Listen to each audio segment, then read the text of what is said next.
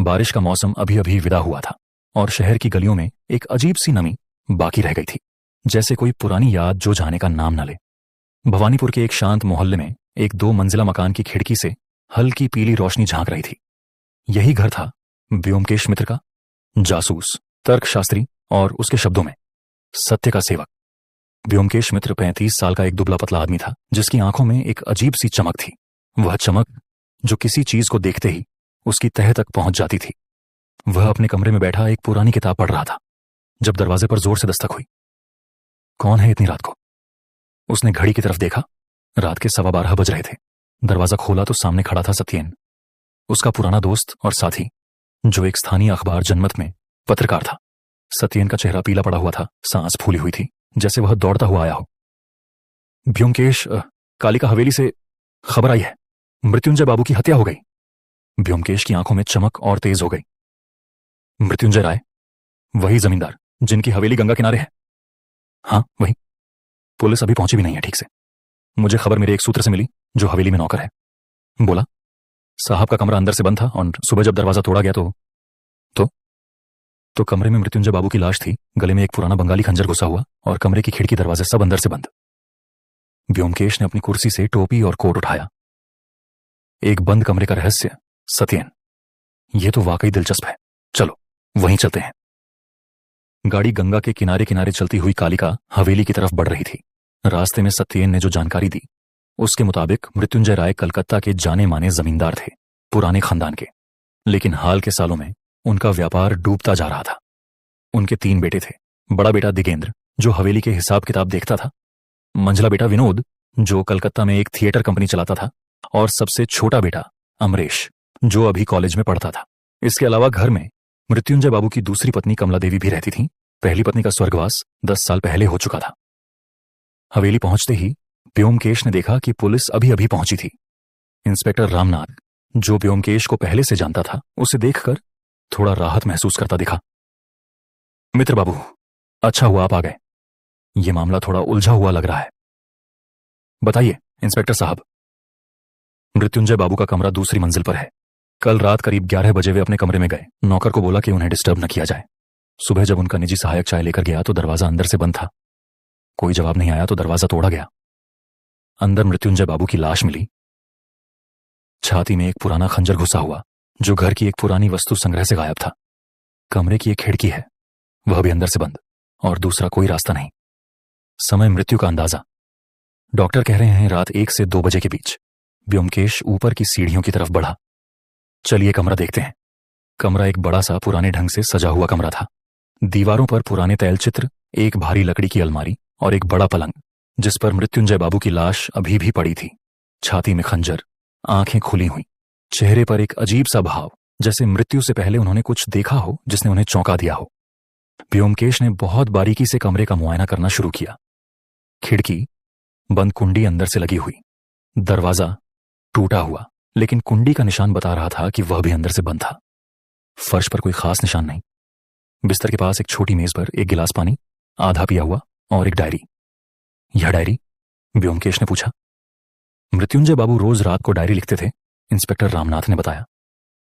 आखिरी पन्ना अधूरा है। व्योमकेश ने डायरी उठाई और आखिरी पन्ना पढ़ा। आज शाम विनोद से बात हुई। पैसों की मांग फिर से। मैंने साफ मना कर दिया। दिगेंद्र भी आजकल अजीब व्यवहार कर रहा है, जैसे कुछ छुपा रहा हो। कमला ने आज कहा कि यही डायरी अधूरी छूट गई थी। कमला ने आज क्या कहा? यह अधूरा वाक्य दिलचस्प है, व्योमकेश ने सोचते हुए कहा। मृत्युंजय बाबू शायद कुछ लिखते लिखते ही सो गए, या किसी ने उन्हें रोका। उसने खंजर की तरफ ध्यान दिया। यह खंजर कहां से आया? यह हवेली के पुराने संग्रह से है, इंस्पेक्टर ने बताया। नीचे एक कमरा है जहां मृत्युंजय बाबू के पूर्वजों के हथियार और पुरानी वस्तुएं रखी हैं। वह कमरा हमेशा बंद रहता है। चाबी सिर्फ मृत्युंजय बाबू और उनके निजी सहायक हरिपद के पास होती थी। तो कातिल के पास या तो चाबी थी या हरिपद ने खुद। व्योमकेश ने बात अधूरी छोड़ दी। उसने कमरे का बारीकी से निरीक्षण जारी रखा। पलंग के नीचे झुककर देखा, अलमारी खोली, दीवार पर लगे चित्रों के पीछे झांका, और फिर उसकी नजर खिड़की के पास की दीवार पर गई। वहां एक बहुत हल्का सा, लगभग अदृश्य निशान था, जैसे कोई चीज रगड़ी गई हो। यह क्या है? उसने खिड़की के पास जाकर ध्यान से देखा। फिर उसने खिड़की की चौखट को गौर से देखा। वहां एक बहुत महीन खरोंच थी, जो बाहर से भी हो सकती थी और अंदर से भी। इंस्पेक्टर साहब, क्या आपने बाहर की दीवार देखी? खिड़की के नीचे। पुलिस वाले बाहर गए और नीचे देखा। हवेली की दीवार पर खिड़की के ठीक नीचे पुरानी नक्काशी के सहारे कोई ऊपर नीचे चढ़ सकता था। यह पुरानी बंगाली हवेलियों की खासियत थी, दीवारों पर सजावटी पत्थर के उभार। तो हो सकता है कातिल बाहर से आया हो, खिड़की से चढ़कर? इंस्पेक्टर ने पूछा। हो सकता है, व्योमकेश ने कहा, लेकिन खिड़की तो अंदर से बंद मिली ना। हाँ, तो अगर कातिल बाहर से आया तो वह गया कैसे, और खिड़की अंदर से कैसे बंद हुई? यह सवाल हवा में लटका रहा। व्योमकेश ने अब परिवार के सदस्यों से मिलने का फैसला किया। सबसे पहले उसकी मुलाकात हुई बड़े बेटे दिगेंद्र से, एक गंभीर हिसाब किताब में डूबा हुआ आदमी, जिसकी आंखों के नीचे काले घेरे थे, जैसे वह कई रातों से ठीक से सोया ना हो। आप हवेली के हिसाब किताब देखते हैं? व्योमकेश ने पूछा। हाँ, पिछले 5 साल से। क्या हवेली का व्यापार अच्छा चल रहा है? दिगेंद्र की आंखें एक पल के लिए इधर उधर भटकीं। ठीक ठाक चल रहा है। डायरी में लिखा है कि आप अजीब व्यवहार कर रहे थे, कुछ छुपा रहे थे। इस बारे में क्या कहेंगे? दिगेंद्र का चेहरा एकदम सफेद पड़ गया। यह पिताजी की गलतफहमी थी। हाल ही में कुछ जमीन के कागजात गुम हो गए थे। मैं उनकी तलाश में परेशान था, बस इतनी सी बात थी। व्योमकेश ने कुछ नहीं कहा, लेकिन उसके मन में यह बात दर्ज हो गई कि दिगेंद्र झूठ बोल रहा था। पूरी तरह नहीं, पर आधा सच छुपा रहा था। अगली मुलाकात हुई मंझले बेटे विनोद से, जो थिएटर का आदमी था, बातूनी, आत्मविश्वास से भरा, लेकिन उसकी आंखों में एक बेचैनी साफ झलक रही थी। आप कल रात पिताजी से मिले थे? व्योमकेश ने पूछा। हाँ, शाम को। पैसों की बात हुई थी। मेरी थिएटर कंपनी को कुछ पैसों की जरूरत थी नए नाटक के लिए। पिताजी ने मना कर दिया। आप गुस्से में थे? थोड़ा, लेकिन इतना नहीं कि मैं। देखिए मित्र साहब, मैं जानता हूं आप क्या सोच रहे हैं, लेकिन मैं रात को 10 बजे ही कलकत्ता वापस चला गया था अपनी थिएटर कंपनी के साथ। मेरे कई साथी गवाह हैं। आप हवेली में नहीं रुके? नहीं, मैं सिर्फ शाम को मिलने आया था, फिर लौट गया। व्योमकेश ने यह बात नोट कर ली। जांच करनी होगी। सबसे छोटा बेटा अमरेश एक शांत, सहमा हुआ नौजवान था। उसकी बातों से लग रहा था कि वह अपने पिता से डरता था, लेकिन प्यार भी करता था। मैं कल रात कमरे में ही था, पढ़ाई कर रहा था। मुझे कुछ पता नहीं इस बारे में। आपने कोई आवाज नहीं सुनी? नहीं। वैसे एक बात है, मैंने रात करीब 12:30 बजे कोई सीढ़ियों पर चलने की आहट सुनी थी, लेकिन सोचा नौकर होगा। किस दिशा से? पिताजी के कमरे की तरफ से। यह पहली ठोस जानकारी थी। कोई 12:30 बजे उस तरफ था। अंत में व्योमकेश मिला कमला देवी से, मृत्युंजय बाबू की दूसरी पत्नी। वह एक खूबसूरत लेकिन ठंडी और संयत महिला थी, जिनकी आंखों में दुख कम, कुछ और ज्यादा दिख रहा था। शायद राहत या शायद डर। डायरी में लिखा है, कमला ने आज कहा कि। क्या कहा था आपने? कमला देवी की आंखें एक पल के लिए सख्त हो गईं। मैंने कहा था कि अगर उन्होंने अपनी वसीयत नहीं बदली तो मैं इस घर में नहीं रहूंगी। वसीयत? मृत्युंजय की वर्तमान वसीयत में मुझे और मेरी बेटी को कुछ नहीं मिलता। सब कुछ तीनों बेटों में बढ़ता है। मैंने कई बार कहा था इसे ठीक करने को। आपकी बेटी मालती? मेरी और मृत्युंजय की बेटी अभी 7 साल की है, ऊपर के कमरे में सो रही है। व्योमकेश ने ध्यान दिया। एक नया किरदार जिसका जिक्र अब तक नहीं हुआ था। क्या मालती की भी कोई हिस्सेदारी वसीयत में तय होनी थी? हाँ, यही तो मुद्दा था। मृत्युंजय ने वादा किया था कि वे नई वसीयत बनाएंगे जिसमें मालती का हिस्सा भी होगा, लेकिन कमला देवी की आवाज भर आ गई। अब पता नहीं क्या होगा। व्योमकेश ने हवेली के नौकरों से भी बात की। हरिपद, मृत्युंजय बाबू का निजी सहायक, एक बूढ़ा वफादार आदमी था जिसकी आंखों में सच्चा दुख था। साहब, मैं रात को 10 बजे तक उनके साथ था। उन्होंने मुझे चाय बनाने को कहा, फिर बोला जाओ सो जाओ। मैं नीचे अपने कमरे में चला गया। संग्रह कक्ष की चाबी कहां रहती है? मेरे पास एक और साहब के पास एक। साहब की चाबी उनकी अलमारी में रहती थी, एक छोटे बक्से में। क्या बक्सा बंद था? हाँ, हमेशा। व्योमकेश हवेली के संग्रह कक्ष में गया। दरवाजा खुला मिला। ताला टूटा नहीं था, बल्कि चाबी से खोला गया था। अंदर पुराने हथियारों की एक कतार थी, जिसमें से एक खंजर की जगह खाली थी। अगर ताला चाबी से खुला तो चाबी किसके पास थी? व्योमकेश ने सोचा। मृत्युंजय बाबू की अपनी चाबी, या हरिपद की चाबी, या कोई तीसरी चाबी जिसके बारे में हमें पता नहीं। उसने मृत्युंजय बाबू के कमरे में वापस जाकर अलमारी का बक्सा देखा। वह खाली था, चाबी गायब थी। तो या तो मृत्युंजय बाबू ने खुद संग्रह कक्ष खोला और खंजर निकाला, शायद आत्मरक्षा के लिए किसी डर से, या फिर कातिल ने उनकी चाबी चुराई, संग्रह कक्ष से खंजर निकाला, वापस ऊपर आया, हत्या की और चाबी वापस रखी। दोनों में से किसी में भी समय लगेगा, इंस्पेक्टर रामनाथ ने कहा। बिल्कुल। और यह हमें एक और सवाल की तरफ ले जाता है मृत्युंजय बाबू ने अपने कमरे का दरवाजा बंद क्यों किया था? क्या वे किसी से डर रहे थे? व्योमकेश ने डॉक्टर से मिलकर पोस्टमार्टम रिपोर्ट के बारे में पूछा। मित्र बाबू, डॉक्टर बोले, एक अजीब बात है। खंजर का घाव मृत्यु का कारण तो है, लेकिन शरीर पर एक और निशान है, गर्दन पर, बहुत हल्का, जैसे किसी ने पहले गला दबाने की कोशिश की हो, फिर छोड़ दिया हो। तो पहले गला घोंटने की कोशिश, फिर खंजर से वार हो सकता है, या फिर दो अलग घटनाएं हों, अलग समय पर। यह जानकारी व्योमकेश के दिमाग में एक नई परत जुड़ गई। यह हत्या उतनी सीधी नहीं थी जितनी दिख रही थी। उसने डायरी को दोबारा गौर से देखा। कागज को रोशनी में उठाकर देखा तो उसे एक बात नजर आई। डायरी का आखिरी पन्ना, जो अधूरा था, उसके नीचे किसी और चीज का हल्का दबाव निशान था, जैसे कोई और कागज उस पर रखकर कुछ लिखा गया हो और वह दबाव इस पन्ने पर छप गया हो। यह तो दिलचस्प है, व्योमकेश ने आंखें सिकोड़ते हुए कहा। कोई और कागज था जो अब गायब है। उसने पेंसिल से हल्के हल्के उस दबाव के निशान पर रंग भरना शुरू किया। एक पुरानी तरकीब जो छुपे हुए शब्दों को उभार देती थी। धीरे धीरे कुछ शब्द उभरने लगे।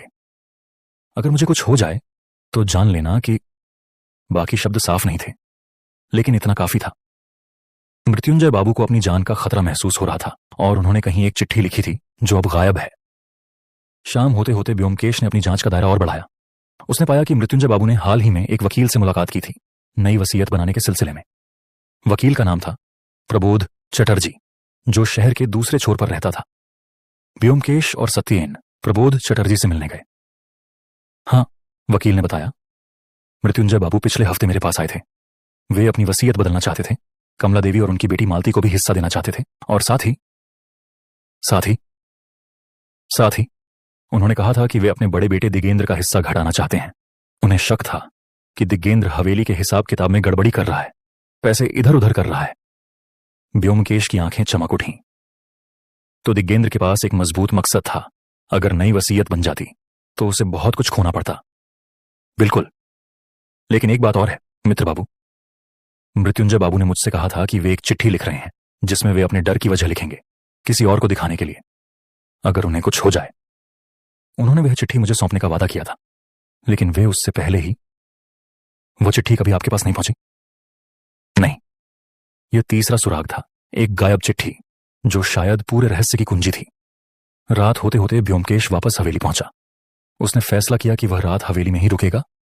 कुछ ऐसा था इस मामले में जो उसे बता रहा था कि खतरा अभी टला नहीं है।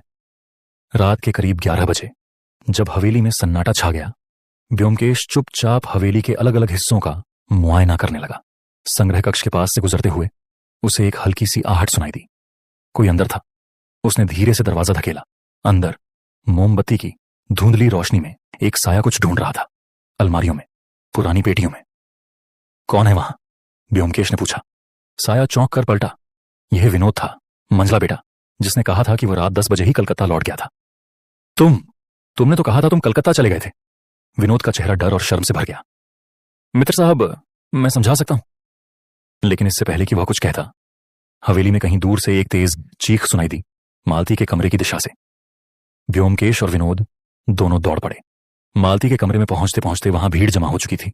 कमला देवी, दिगेंद्र, अमरेश, नौकर। कमरे के अंदर कमला देवी अपनी बेटी को पकड़े हुए कांप रही थी। मालती डरी हुई थी, लेकिन सुरक्षित। क्या हुआ? व्योमकेश ने पूछा। मैं जाग गई, मालती ने डरते हुए कहा। किसी ने खिड़की खोलने की कोशिश की। एक साया था बाहर खिड़की के पास। कमरे की खिड़की जांची गई। बाहर की तरफ नीचे बगीचे की मिट्टी में ताजे पैरों के निशान थे, जो हवेली की दीवार के साथ साथ ऊपर की तरफ जाते हुए दिख रहे थे, ठीक वैसे ही जैसे मृत्युंजय बाबू के कमरे की खिड़की के नीचे थे। तो कातिल वापस आया, इंस्पेक्टर रामनाथ ने कहा, जो रात में ही हवेली पर मौजूद था सुरक्षा के लिए। क्या वह मालती को भी निशाना बना रहा था? व्योमकेश ने पैरों के निशान गौर से देखे। यह निशान, ये किसी बड़े आदमी के जूतों के नहीं है। यह छोटे हैं, हल्के, शायद किसी औरत के या किसी छोटे कद के आदमी के। सबकी नजरें अनजाने में कमरे में मौजूद लोगों पर घूम गई। मैं यहीं थी, अपनी बेटी के साथ नहीं, कमला देवी ने जल्दी से कहा। मैं अपने कमरे में सो रही थी। कोई गवाह? नहीं। तनाव बढ़ता जा रहा था। व्योमकेश ने सबको शांत कराया। आज रात के लिए इतना काफी है। मालती को कमला देवी के कमरे में सुलाया जाए और एक नौकर पूरी रात पहरा दे। कल सुबह हम आगे की जांच करेंगे। रात को अपने कमरे में अकेला बैठा व्योमकेश अब तक इकट्ठा हुए सुरागों को कागज पर लिख रहा था। 1, बंद कमरे में हत्या। कातिल अंदर कैसे आया और कैसे गया? 2 गले पर घोंटने का निशान, फिर खंजर, 2 अलग हमले। 3 दिगेंद्र, हिसाब किताब में गड़बड़ी, नई वसीयत से नुकसान का डर। 4 विनोद, झूठ बोला कि वह चला गया था, रात को संग्रह कक्ष में कुछ ढूंढ रहा था। 5 कमला देवी, वसीयत में बेटी का हिस्सा न होने से नाराज, कोई गवाह नहीं रात के लिए। 6 गायब चिट्ठी, मृत्युंजय बाबू ने अपने डर की वजह लिखी थी, वह कहां है। 7 दूसरी घटना, मालती की खिड़की पर साया, छोटे पैरों के निशान। बहुत सारे धागे हैं, व्योमकेश ने खुद से कहा, लेकिन असली धागा अभी नहीं दिख रहा। कुछ है जो मुझसे छुप रहा है, कोई ऐसा किरदार जिसका जिक्र अभी तक नहीं हुआ।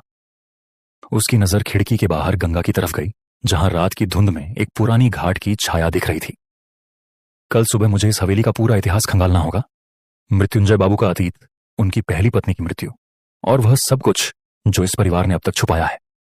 बाहर दूर कहीं एक कुत्ता भौंका और फिर सब कुछ फिर से खामोश हो गया। एक ऐसी खामोशी जो तूफान से पहले की खामोशी जैसी लगती है। सुबह की धूप कालिका हवेली की खिड़कियों से छनकर अंदर आ रही थी, लेकिन घर का माहौल अभी भी बोझिल था। व्योमकेश मित्र जल्दी उठ गया था।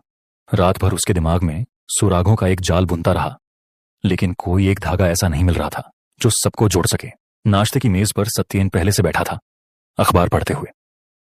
व्योमकेश, कल रात मालती के कमरे वाली घटना की खबर आज सुबह ही शहर में फैल गई है। जनमत के अलावा दूसरे अखबार भी लिखने लगे हैं। कालिका हवेली का शापित रहस्य। शापित? व्योमकेश ने भौहें चढ़ाई। किसने कहा शापित? पुराने लोग कहते हैं इस हवेली में पहले भी एक अजीब मौत हो चुकी है, मृत्युंजय बाबू की पहली पत्नी सुनैना देवी की, 10 साल पहले। व्योमकेश की नजरें तेज हो गईं। यह तो नई बात है, कैसे हुई थी उनकी मृत्यु? कहते हैं वे बीमार थीं लंबे समय से। एक रात अचानक तबीयत बिगड़ी और सुबह होते होते चल बसी। डॉक्टर ने हृदय गति रुकना बताया था। किस डॉक्टर ने जांच की थी? वही जो अभी भी हवेली से जुड़े हैं, डॉक्टर विश्वनाथ सेन। व्योमकेश ने अपनी चाय का प्याला रखा। चलो, आज हमें डॉक्टर सेन से मिलना है और साथ ही हवेली के पुराने रिकॉर्ड भी खंगालने हैं। भाग 3, डॉक्टर सेन की चुप्पी। डॉक्टर विश्वनाथ सेन एक बूढ़ा थका हुआ आदमी था जो शहर के एक छोटे से क्लिनिक में बैठता था। जब व्योमकेश ने सुनैना देवी की मौत का जिक्र किया तो उसके चेहरे पर एक अजीब सी बेचैनी छा गई। वह बहुत पुरानी बात है मित्र बाबू, अब उसे कुरेदने से क्या फायदा। डॉक्टर साहब, कल मृत्युंजय बाबू की भी हत्या हुई है। अगर दोनों घटनाओं में कोई संबंध है तो यह जानना जरूरी है। डॉक्टर सेन कुछ देर चुप रहे, फिर धीरे से बोले, ठीक है, मैं सच बताता हूं। सुनैना देवी की मौत, मुझे उस वक्त भी शक हुआ था। लक्षण हृदय गति रुकने के नहीं थे। उनके होठों का रंग, उनकी आंखों की पुतलियां, कुछ अलग था। मुझे किसी जहर की आशंका हुई थी। तो आपने रिपोर्ट में झूठ क्यों लिखा? डॉक्टर सेन की आंखों में शर्मिंदगी झलकी। मृत्युंजय बाबू ने मुझसे कहा था, अगर मैंने कुछ और लिखा तो पूरे खानदान की बदनामी होगी, पुलिस जांच होगी, बच्चों का भविष्य बिगड़ेगा। उन्होंने मुझे पैसे भी दिए थे चुप रहने के लिए। मैं कमजोर था मित्र बाबू, मैंने गलती की।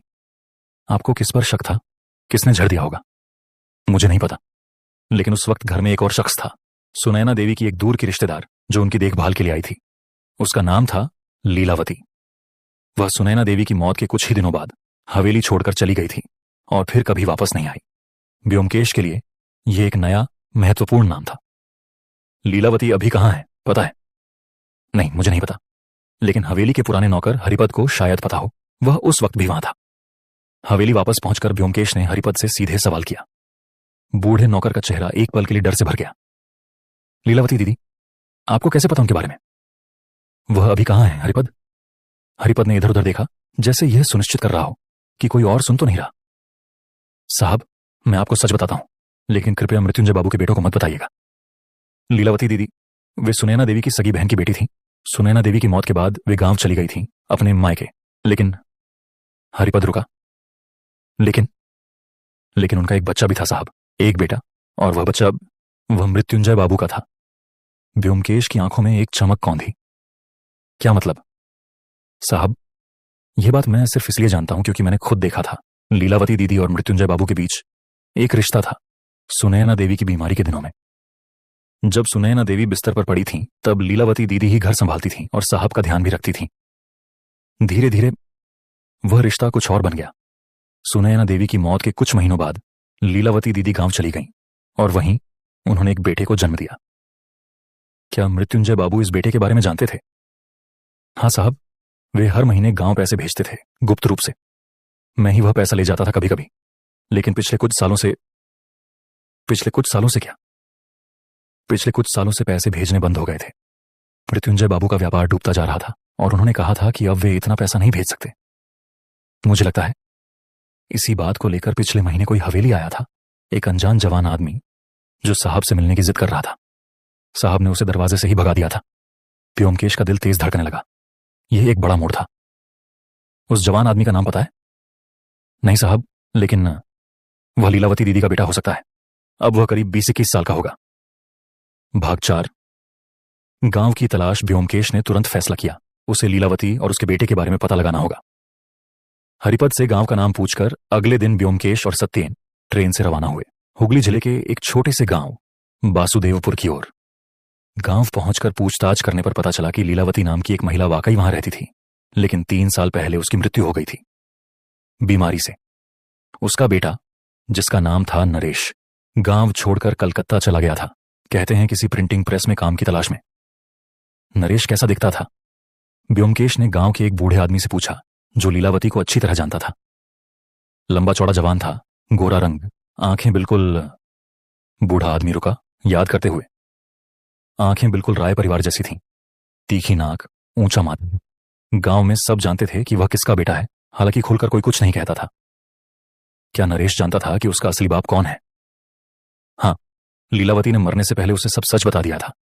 मरने से पहले उसने कहा था, अपना हक मांगना बेटा, तू भी राय खानदान का हिस्सा है। व्योमकेश और सत्येन ने आगे पता किया कि नरेश कलकत्ता के किस इलाके में हो सकता है। एक सुराग मिला। नरेश ने कुछ महीने पहले गांव के एक दोस्त को चिट्ठी लिखी थी, जिसमें उसने बताया था कि वह कलकत्ता के कॉलेज स्ट्रीट के पास एक प्रिंटिंग प्रेस में काम करता है। नाम था आदर्श मुद्रणालय। भाग 5। नरेश से मुलाकात। कलकत्ता वापस लौटकर व्योमकेश सीधे आदर्श मुद्रणालय पहुंचा। वहां पूछताछ करने पर पता चला कि नरेश नाम का एक जवान वाकई वहां काम करता था, लेकिन पिछले हफ्ते से गायब था, ठीक उसी दिन से जिस दिन मृत्युंजय बाबू की हत्या हुई थी। वह कहां रहता था? व्योमकेश ने प्रेस के मालिक से पूछा। पास ही में एक किराए के कमरे में।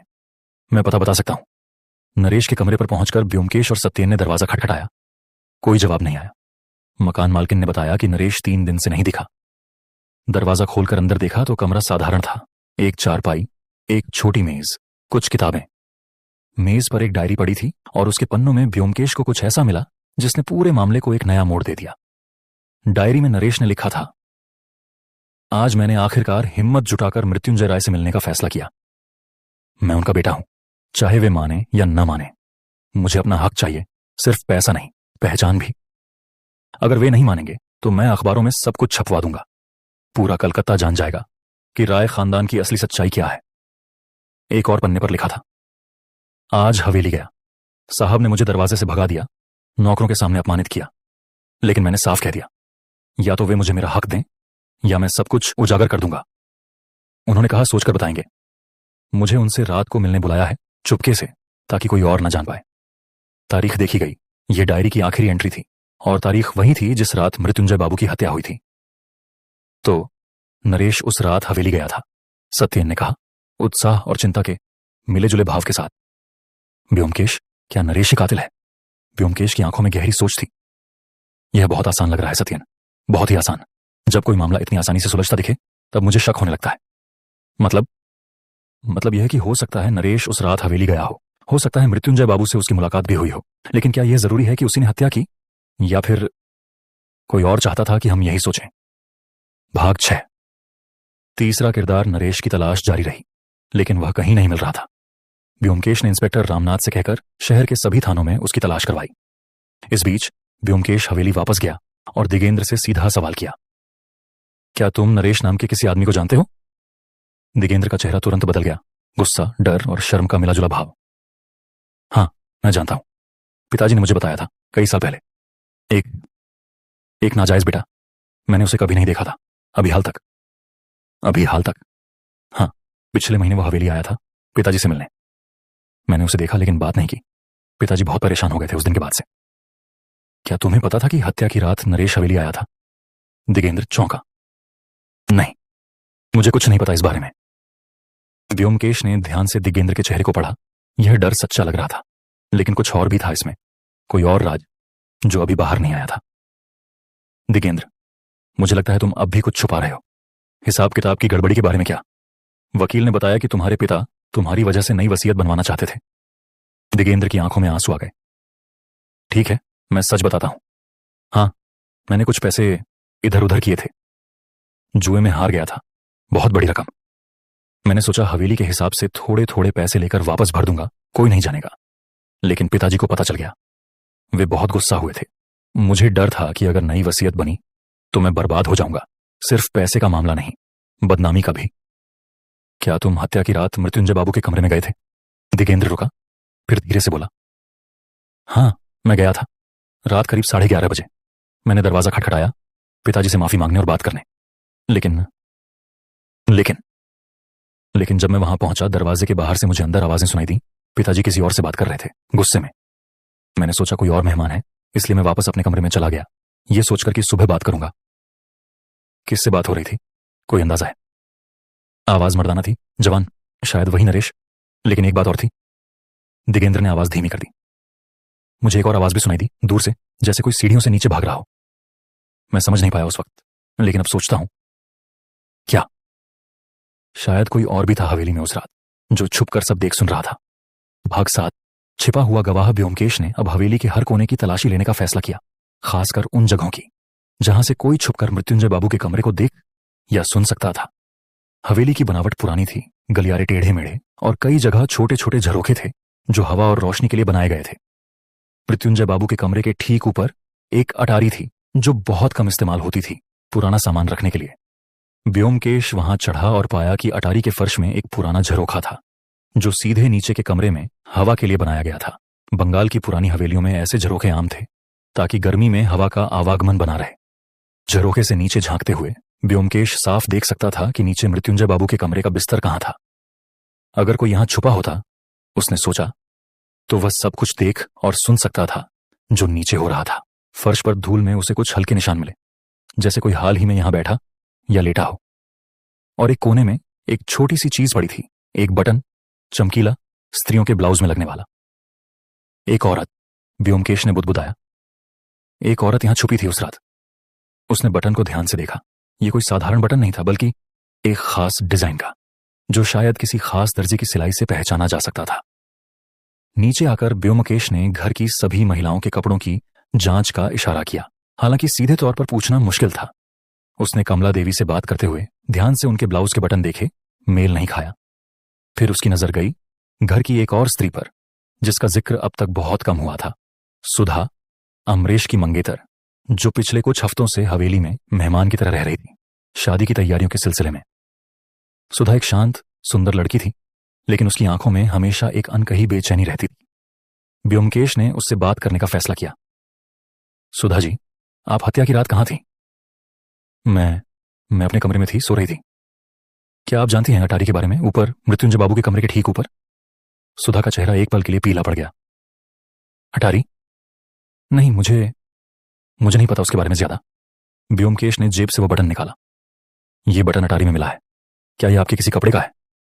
सुधा की आंखों में आंसू आ गए और उसने कांपती आवाज में कहा, हाँ, वह मेरा है। भाग 8, सुधा का राज। मुझे सच बताइए सुधा जी, व्योमकेश ने नरमी से कहा।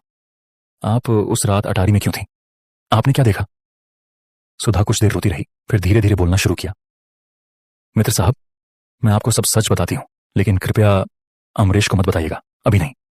बताइए। मैं उस रात अमरेश से मिलने उसके कमरे की तरफ जा रही थी। हमारी शादी की बात पक्की होने वाली थी और मैं उससे कुछ जरूरी बात करना चाहती थी। रास्ते में मैंने देखा कि मृत्युंजय बाबू के कमरे का दरवाजा खुला है और कोई अंदर बहस कर रहा है। मुझे उत्सुकता हुई। मैं ऊपर अटारी की तरफ गई, क्योंकि मुझे पता था वहां से झरोखे के जरिए नीचे का कमरा देखा सुना जा सकता है। मैं अक्सर वहां जाती थी, अकेले में सोचने के लिए। आपने क्या देखा सुना? मैंने देखा कि एक जवान आदमी मृत्युंजय बाबू के सामने खड़ा था, गुस्से में बात कर रहा था। मृत्युंजय बाबू भी गुस्से में थे। जवान आदमी कह रहा था, मुझे मेरा हक चाहिए, नहीं तो मैं सब उजागर कर दूंगा। मृत्युंजय बाबू ने कहा, तुम मुझे धमकी दे रहे हो, मेरे ही घर में? फिर दोनों के बीच झगड़ा बढ़ गया, हाथापाई जैसी हुई। मैंने देखा मृत्युंजय बाबू ने उस जवान आदमी का गला पकड़ा, दबाया, जैसे उसे डराने के लिए, या शायद गुस्से में। जवान आदमी किसी तरह छूटा पीछे हटा और फिर जवान आदमी कमरे से भाग गया। दरवाजे से नहीं बल्कि खिड़की से। मैंने देखा उसने खिड़की खोली और बाहर दीवार की नक्काशी के सहारे नीचे उतर गया। मृत्युंजय बाबू खिड़की के पास खड़े होकर हाँफ रहे थे गुस्से में। फिर उन्होंने खिड़की बंद की, कुंडी लगाई और बिस्तर पर बैठ गए, अपना सिर पकड़े हुए। इसके बाद मैंने देखा मृत्युंजय बाबू ने कुछ देर डायरी लिखी, फिर लेट गए, मोमबत्ती बुझा दी। मैं भी वहां से डर के मारे भाग गई अपने कमरे में। मुझे लगा शायद सब ठीक हो गया, झगड़ा खत्म हो गया। व्योमकेश ने ध्यान से सुना। तो जब आप वहां से गई, मृत्युंजय बाबू जिंदा थे, अकेले, कमरे में बंद, खिड़की दरवाजा सब बंद। हाँ, मुझे यही लगा। आपने समय देखा था? करीब 11:15 बज रहे होंगे। ये एक बहुत जरूरी जानकारी थी। व्योमकेश के दिमाग में एक नई तस्वीर बनने लगी। नरेश खिड़की से भागा, कमरा अंदर से बंद हो गया, मृत्युंजय बाबू जिंदा थे। तो हत्या 11:15 और मृत्यु के अनुमानित समय 1 से 2 बजे के बीच किसी और तरीके से हुई, लेकिन कमरा तो अंदर से बंद था। सुधा जी, एक आखिरी सवाल, क्या आपने कोई और आवाज सुनी बाद में जब आप अपने कमरे में वापस जा रही थी? सुधा ने याद करने की कोशिश की। हाँ, वैसे एक बात याद आ रही है। जब मैं सीढ़ियों से नीचे उतर रही थी, मुझे लगा जैसे रसोई की तरफ से कोई हल्की आवाज आई, बर्तन जैसी कोई चीज गिरने की। मैंने ज्यादा ध्यान नहीं दिया, सोचा शायद कोई नौकर होगा। रसोई? इस वक्त? आधी रात को? हाँ, अजीब लगा था मुझे भी, लेकिन मैं डरी हुई थी, इसीलिए ज्यादा नहीं सोचा। भागना। रसोई का राज व्योमकेश सीधे हवेली की रसोई की तरफ गया। रसोई हवेली के पिछले हिस्से में थी, एक बड़ा सा कमरा जहां कई नौकर काम करते थे। व्योमकेश ने रसोइये से पूछताछ की। उस रात आधी रात के आसपास किसी ने रसोई का इस्तेमाल किया था? रसोइया, एक अधेड़ आदमी, थोड़ा घबराया हुआ लग रहा था। साहब, मुझे नहीं पता, मैं तो सो रहा था। रसोई में कोई ऐसी चीज है जो हाल ही में इस्तेमाल हुई हो या गायब हो? रसोइये ने इधर उधर देखा, फिर एक शेल्फ की तरफ इशारा किया। साहब, यह अजीब बात है, हमारे यहां जड़ी बूटियों और दवाइयों का एक डिब्बा रखा रहता है, घरेलू नुस्खों के लिए।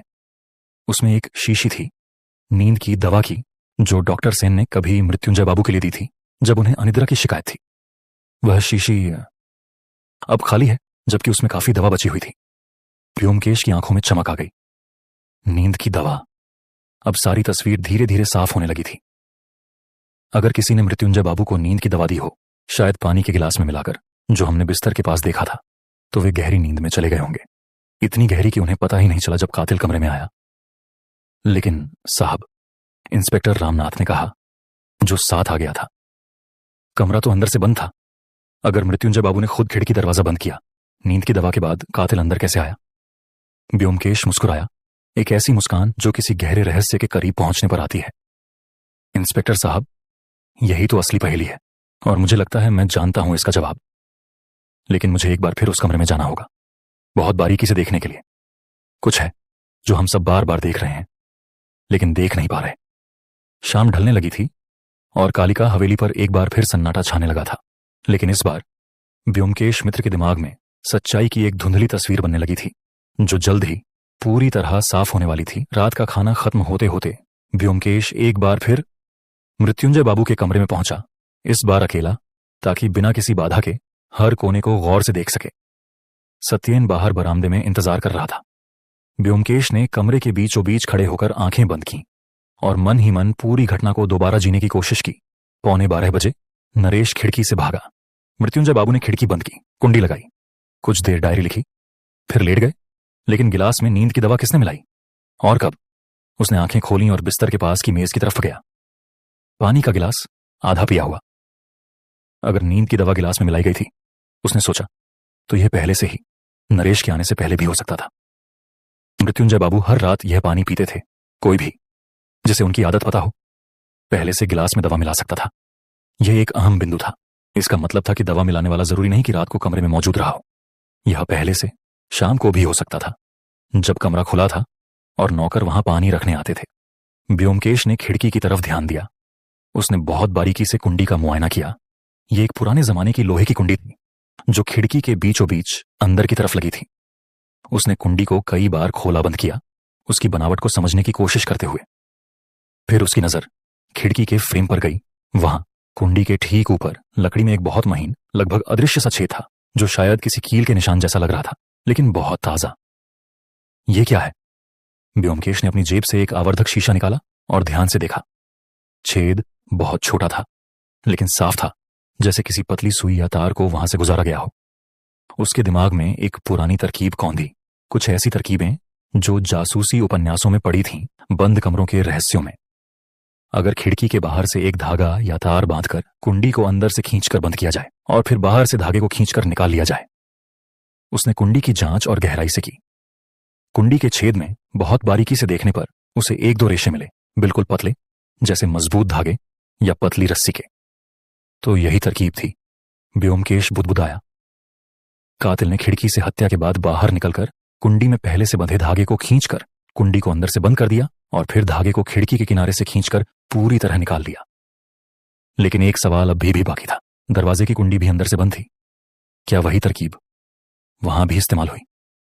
व्योमकेश दरवाजे के पास गया और वहां की टूटी हुई कुंडी को ध्यान से देखा। दरवाजे की कुंडी अलग किस्म की थी, एक सांकल जो अंदर से एक कुंडे में फंसती थी। यहां भी उसे कुछ हल्के निशान मिले, जैसे किसी महीन तार का इस्तेमाल हुआ हो। दोनों दरवाजे और खिड़की दोनों को इसी तरकीब से अंदर से बंद दिखाया गया। व्योमकेश ने निष्कर्ष निकाला, यानी कातिल कमरे में गया जरूर, लेकिन असली हत्या के बाद वह दरवाजे से बाहर निकला होगा और कातिल को कमरे तक पहुंचने और वापस जाने के लिए किसी और रास्ते की जरूरत नहीं थी। वह सामने के दरवाजे से ही आया गया और सिर्फ जाते वक्त दोनों कुंडियों को धागे की तरकीब से बंद कर दिया। लेकिन यह अब भी नहीं बताता कि कातिल कौन था। भाग 4, समय की गुत्थी। व्योमकेश ने अब सारी घटनाओं को समय के हिसाब से जोड़ना शुरू किया। रात 11 बजे मृत्युंजय बाबू अपने कमरे में गए। हरिपद को नहाने को कहा। रात 11:30 बजे दिगेंद्र दरवाजे तक आया। अंदर से आवाजें सुनकर लौट गया। ये आवाजें नरेश और मृत्युंजय बाबू की बहस की थीं। रात 11:45 बजे करीब सुधा ने अटारी से देखा। नरेश और मृत्युंजय बाबू की बहस, हाथापाई, नरेश का खिड़की से भागना, मृत्युंजय बाबू का खिड़की बंद करना, डायरी लिखना, फिर लेटना। रात 12:30 बजे अमरेश ने सीढ़ियों पर आहट सुनी, मृत्युंजय बाबू के कमरे की दिशा से। रात 1 बजे से 2 बजे के बीच डॉक्टर के अनुसार अनुमानित मृत्यु का समय। तो असली हत्या 11:15 के बाद और 1-2 बजे के बीच हुई, व्योमकेश ने सोचा। और अमरेश ने 12:30 बजे आहट सुनी। यह शायद कातिल के आने की आहट थी। लेकिन अगर मृत्युंजय बाबू ने खुद खिड़की दरवाजा 11:15 बजे बंद किया था, जैसा सुधा ने देखा, तो कातिल 12:30 बजे अंदर कैसे गया? जब तक कि व्योमकेश की आंखें अचानक चमक उठी। जब तक कि मृत्युंजय बाबू ने खुद ही अपने किसी और मेहमान के लिए दरवाजा खोला हो, किसी ऐसे शख्स के लिए जिस पर उन्हें भरोसा था या जिससे वे मिलने का इंतजार कर रहे थे। यह एक बड़ा मोड़ था। इसका मतलब था कातिल कोई अजनबी नहीं था, बल्कि कोई ऐसा शख्स था जिसे मृत्युंजय बाबू ने खुद रात के इतने बजे अपने कमरे में आने दिया। नींद की दवा? व्योमकेश ने आगे सोचा। अगर वह पहले से गिलास में मिली हुई थी तो हो सकता है मृत्युंजय बाबू ने 12:30 बजे तक उसका असर महसूस करना शुरू कर दिया हो। नींद से लड़ते हुए उन्होंने दरवाजा खोला। फिर बेहोशी की हालत में या नींद में ही उनकी हत्या हुई। व्योमकेश ने गिलास को दोबारा उठाया और ध्यान से देखा। इस गिलास में नींद की दवा की जांच होनी चाहिए, उसने इंस्पेक्टर रामनाथ से कहा, जो तब तक कमरे में आ चुके थे। मैं अभी इसे लैब भेजता हूं, इंस्पेक्टर ने कहा। एक और बात इंस्पेक्टर साहब, मुझे यह जानना है कि शाम को इस कमरे में पानी कौन रखकर गया था? पूछताछ करने पर पता चला कि शाम को कमरे में पानी रखने का काम एक नौकरानी करती थी, जिसका नाम था बिमला। लेकिन उस दिन बिमला बीमार थी, तो पानी किसी और ने रखा था। खुद कमला देवी ने, जो अक्सर अपने पति का ख्याल रखने के बहाने कमरे में जाया करती थी। कमला देवी ने पानी रखा था? व्योमकेश की भौहें चढ़ गईं। इंस्पेक्टर रामनाथ ने कमला देवी को बुलवाया। जब उनसे पूछा गया तो उन्होंने बिना किसी हिचक के कहा, हाँ, मैंने ही रखा था। इसमें क्या गलत है? मैं अक्सर उनका ख्याल रखती थी। क्या आपने गिलास में कुछ मिलाया था? कमला देवी का चेहरा सख्त हो गया। आप मुझ पर शक कर रहे हैं मित्र साहब? मैं अपने पति की हत्यारन क्यों बनूंगी? शायद वसीयत की वजह से, व्योमकेश ने सीधे कहा। आपने खुद बताया था कि आप नाराज थीं क्योंकि वसीयत में आपकी बेटी का हिस्सा नहीं था। लेकिन मृत्युंजय ने वादा किया था कि वे वसीयत बदलेंगे। अगर वे जिंदा रहते तो मुझे और मेरी बेटी को फायदा होता, नुकसान नहीं। उनकी मृत्यु से मुझे क्या मिलेगा? पुरानी वसीयत के हिसाब से मुझे और मालती को कुछ नहीं मिलता। यह तर्क सही लग रहा था।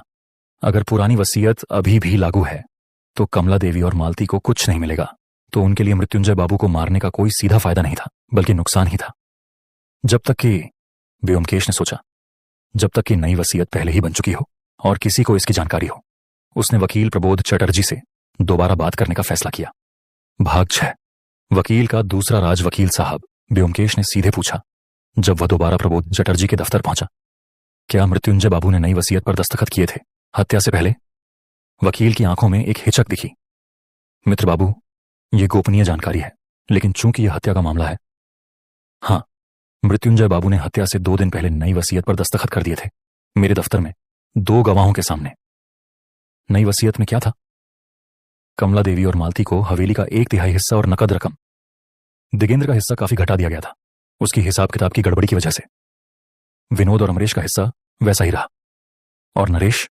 वकील चौंका। आपको नरेश के बारे में कैसे पता? मुझे पता है वकील साहब, बताइए। हाँ, मृत्युंजय बाबू ने नरेश को भी वसीयत में शामिल किया था, एक छोटी रकम नरेश के भविष्य के लिए। उन्होंने कहा था कि वे अपनी गलती सुधारना चाहते हैं, हालांकि पूरी तरह खुलकर नहीं, नाम बदलकर, एक आश्रित के तौर पर।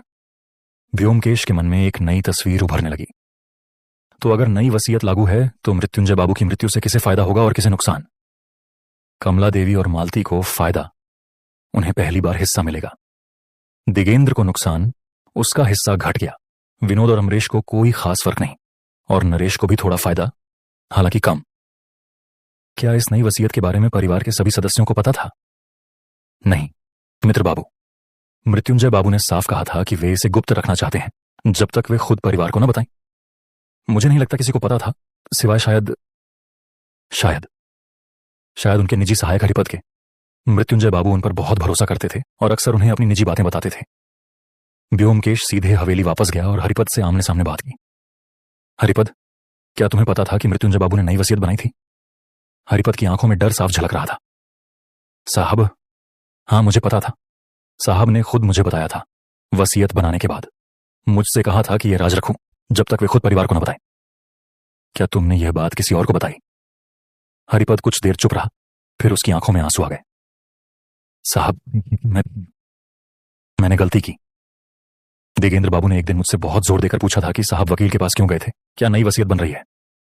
मैं दिगेंद्र बाबू को मना नहीं कर पाया। मैं बचपन से उन्हें बड़ा होते देख रहा हूं।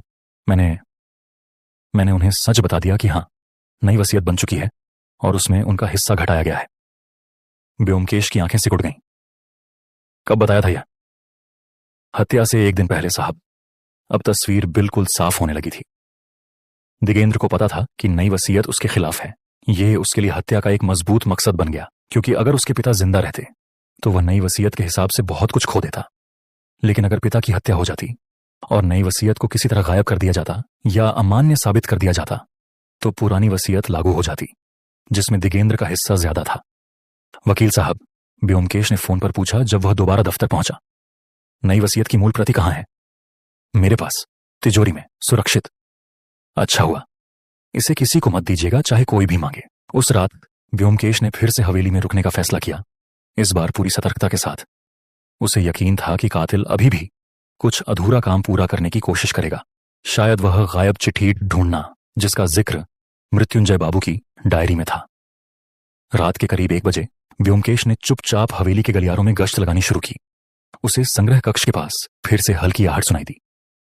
इस बार व्योमकेश ने सावधानी से दरवाजे के पास छुपकर देखा। अंदर मोमबत्ती की रोशनी में दिगेंद्र एक पुरानी अलमारी खंगाल रहा था, बेसब्री से। क्या ढूंढ रहे हो दिगेंद्र? व्योमकेश ने अचानक पूछा। दिगेंद्र बुरी तरह चौंका। मोमबत्ती लगभग गिरते गिरते बची। मित्र साहब, आप यहां क्यों हैं? यही सवाल मैं तुमसे पूछ रहा हूं, बताओ क्या ढूंढ रहे हो? दिगेंद्र का चेहरा पसीने से तर हो गया। मैं कुछ नहीं ढूंढ रहा। झूठ मत बोलो दिगेंद्र, तुम्हें पता है कि तुम्हारे पिता ने एक चिट्ठी लिखी थी जिसमें उन्होंने अपने डर की वजह बताई थी। क्या तुम वही चिट्ठी ढूंढ रहे हो या फिर नई वसीयत की कोई प्रति? दिगेंद्र टूट गया, घुटनों के बल बैठ गया, हाथों में सिर छुपा लिया। मित्र साहब, मैं मानता हूं कि मुझे नई वसीयत के बारे में पता था। मैं बहुत डरा हुआ था, गुस्से में भी। मैं सोच रहा था कि अगर मुझे वह चिट्ठी या वसीयत की कोई प्रति मिल जाए तो मैं उसे नष्ट कर सकता हूं ताकि पुरानी वसीयत लागू रहे। तो तुमने अपने पिता की हत्या की? नहीं, भगवान की कसम नहीं। मैं उस रात उनके कमरे तक गया था बात करने, माफी मांगने। लेकिन जब मैंने अंदर से आवाजें सुनी, मैं डर गया और वापस चला गया। मैंने हत्या नहीं की मित्र साहब, मैं कसम खाता हूं। व्योमकेश ने दिगेंद्र के चेहरे को ध्यान से पढ़ा। यह डर सच्चा लग रहा था, लेकिन डर हमेशा निर्दोषता का सबूत नहीं होता। अगर तुमने हत्या नहीं की तो ये बताओ, तुम रात के 1 बजे संग्रह कक्ष में क्यों खंगाल रहे थे? चिट्ठी या वसीयत ढूंढने के लिए? यह अपराध की तरफ इशारा करता है दिगेंद्र, भले ही हत्या का न सही। दिगेंद्र चुप रहा, आंसू बहाता रहा। इंस्पेक्टर रामनाथ को बुलाया गया और दिगेंद्र को हिरासत में लिया गया, सबूत छुपाने और नष्ट करने की कोशिश के आरोप में। हालांकि हत्या का आरोप अभी साबित नहीं हुआ था। भाग 8, एक अनदेखा सुराग। लेकिन ब्योमकेश को अब भी यकीन नहीं था कि दिगेंद्र ही असली कातिल है। कुछ बातें अब भी अधूरी थीं। गिलास में नींद की दवा किसने मिलाई, गायब चिट्ठी कहां है, और सबसे जरूरी 12:30 बजे मृत्युंजय बाबू ने दरवाजा किसके लिए खोला। अगली सुबह लैब से रिपोर्ट आई, गिलास में वाकई नींद की दवा के अंश मिले थे, काफी मात्रा में। इतनी दवा से मृत्युंजय बाबू गहरी नींद में चले गए होंगे, लगभग बेहोशी की हालत में, डॉक्टर सेन ने पुष्टि की। ब्योमकेश एक बार फिर हवेली के हर कोने की तलाशी लेने लगा, इस बार खास तौर पर गायब चिट्ठी की तलाश में। उसने मृत्युंजय बाबू के निजी सामान, अलमारी, यहां तक कि पुराने कपड़ों की जेबें तक खंगाली। आखिरकार उसे एक सुराग मिला। मृत्युंजय बाबू की एक पुरानी कोट की भीतरी जेब में एक छोटा सा मुड़ा हुआ कागज का टुकड़ा, जो शायद पूरी चिट्ठी का एक हिस्सा था। बाकी हिस्सा शायद अभी भी कहीं छुपा हुआ था या नष्ट कर दिया गया था। कागज पर लिखा था, अधूरे और घबराए हुए शब्दों में, अगर मुझे कुछ हो जाए तो जान लेना कि मुझे से डर है। पिछले हफ्ते ने मुझे धमकी दी थी, कहा था कि अगर मैंने नहीं किया तो मैं नहीं जानता किस पर भरोसा करूं अब। यहां तक कि अपने ही बीच के कई शब्द फटे हुए थे, अस्पष्ट, लेकिन जो साफ था वह डरावना था। मृत्युंजय बाबू को अपने ही परिवार के किसी सदस्य से खतरा महसूस हो रहा था, हत्या से पहले के हफ्तों में। यहां तक कि अपने ही, ब्योमकेश ने दोहराया, अपने ही खून से, अपने ही घर से। यह वाक्य अधूरा है, लेकिन इसका मतलब साफ है, डर किसी बाहरी शख्स से नहीं, बल्कि घर के अंदर के किसी शख्स से था। उसने सत्येन की तरफ देखा, जो पास ही खड़ा यह सब सुन रहा था। सत्येन, मुझे लगता है असली कातिल अभी भी हमारे बीच है, और उसने बहुत चालाकी से हमें एक एक करके गलत दिशाओं में भटकाया है, पहले नरेश की तरफ, फिर दिगेंद्र की तरफ। लेकिन असली सच कुछ और है। तो अब क्या करोगे? ब्योमकेश की आंखों में एक दृढ़ संकल्प था। अब मुझे उस रात की हर छोटी से छोटी बात को दोबारा जोड़ना होगा, खासकर यह जानना होगा कि 12:30 बजे मृत्युंजय बाबू ने दरवाजा किसके लिए खोला। मुझे नरेश को भी ढूंढना होगा। वह अकेला ऐसा शख्स है जिसने अपनी आंखों से देखा कि हत्या से ठीक पहले तक क्या हुआ था। और मुझे उस रसोई की नींद की दवा के गायब होने का असली समय भी पता करना होगा। उसने खिड़की के बाहर गंगा की तरफ देखा, जहां सुबह की धुंध छाई हुई थी। यह मामला जितना सुलझता दिख रहा है, उतना ही और उलझता जा रहा है सत्येन। लेकिन याद रखो, जितनी परतें ज्यादा हों, उतना ही जरूरी है हर परत को धैर्य से हटाना। सच हमेशा सबसे गहरी परत में छुपा होता है, सबसे ऊपरी परत में नहीं। दूर मंदिर से घंटियों की आवाज आई।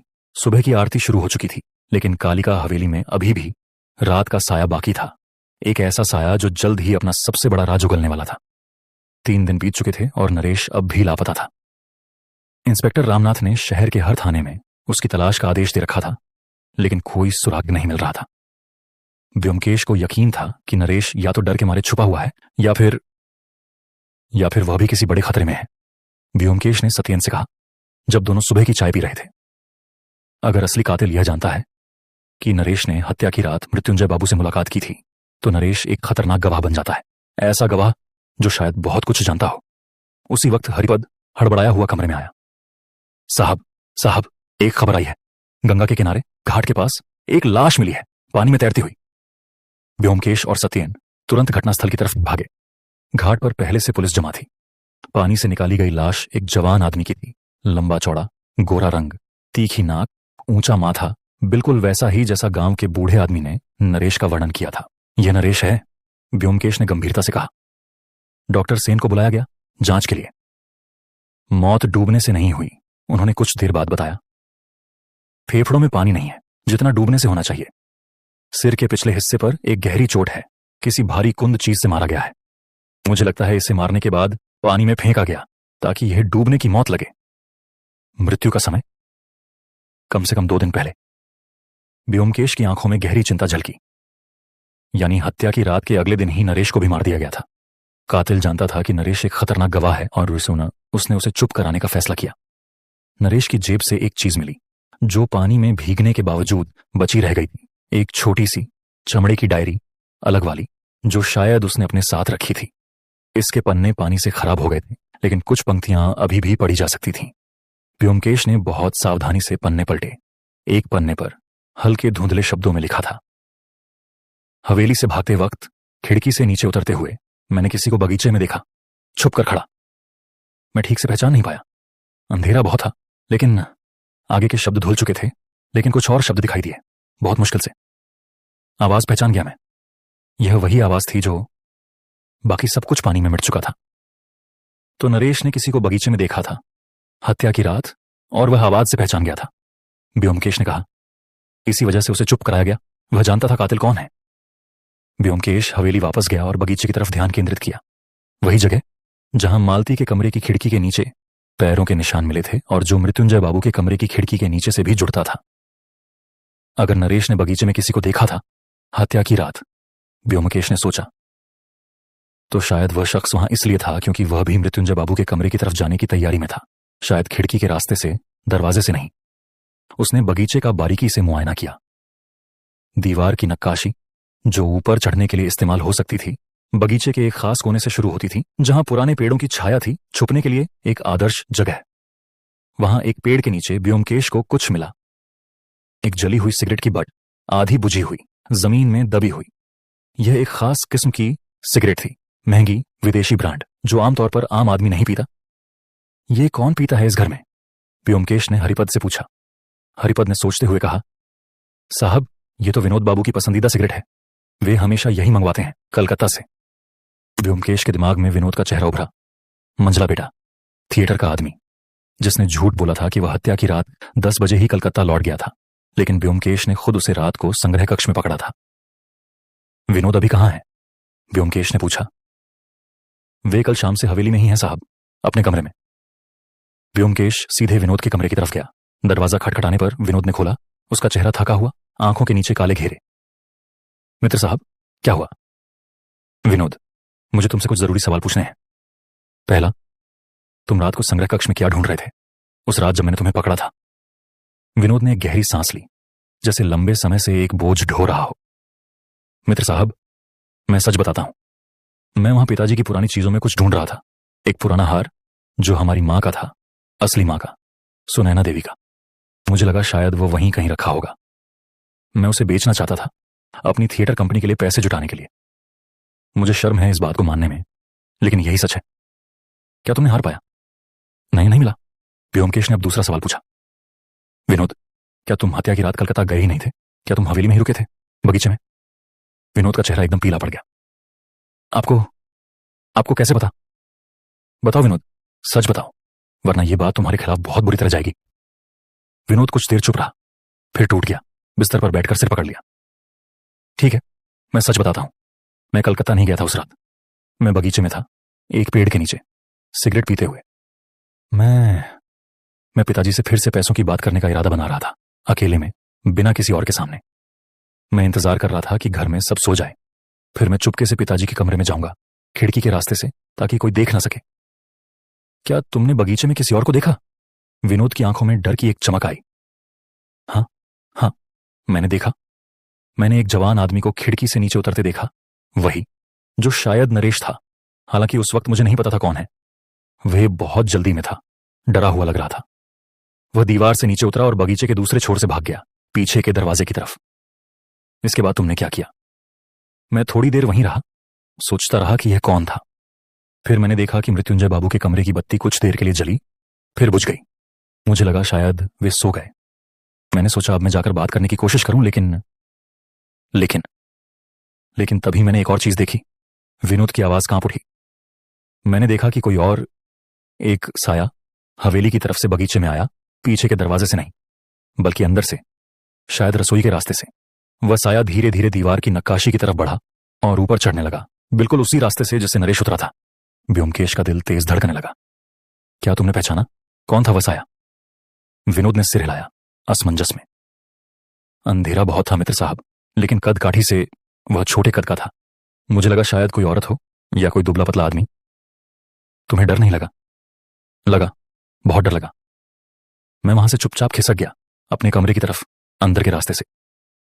मैंने सोचा शायद ये कोई नौकर है या मेरा वहम है? मैं इतना डर गया था कि मैंने पूछताछ के दौरान झूठ बोल दिया। कहा कि मैं कलकत्ता गया था, क्योंकि मुझे डर था कि अगर मैंने सच बताया तो पुलिस मुझ पर शक करेगी। व्योमकेश ने गहरी सांस ली। विनोद, तुमने बहुत बड़ी गलती की सच छुपाकर। यह जानकारी बहुत पहले सामने आनी चाहिए थी। खैर, अब बताओ, क्या तुमने कोई और निशानी देखी उस साई की? कपड़े, कोई खास चीज? विनोद ने याद करने की कोशिश की, आंखें बंद करके। हाँ, एक बात याद आ रही है।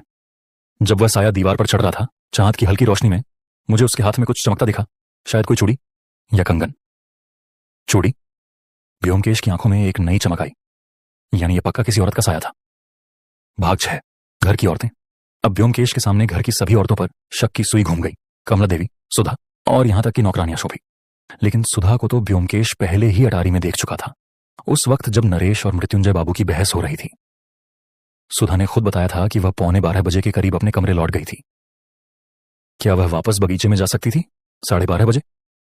कमला देवी ने कहा था कि वह रात को अपने कमरे में अकेली सोई थी, कोई गवाह नहीं। क्या वह बगीचे में जा सकती थी? व्योमकेश ने दोनों से दोबारा पूछताछ का फैसला किया, लेकिन इस बार एक अलग तरीके से, बिना सीधे आरोप लगाए, बल्कि उनकी चूड़ियों और कंगनों पर ध्यान देते हुए। कमला देवी से मिलते वक्त व्योमकेश ने देखा कि उनकी कलाइयों में सोने की चूड़ियां थीं, भारी, पारंपरिक बंगाली डिजाइन की, जो चांदनी में चमक सकती थीं। सुधा से मिलते वक्त उसकी कलाइयों में कांच की हल्की चूड़ियां थीं, शादी की तैयारी के लिए पहनी गई, जो कम चमकती थी। यह निर्णायक सबूत नहीं है, व्योमकेश ने सोचा, लेकिन कमला देवी की चूड़ियां ज्यादा चमकीली हैं, विनोद के बयान से मेल खाती हैं।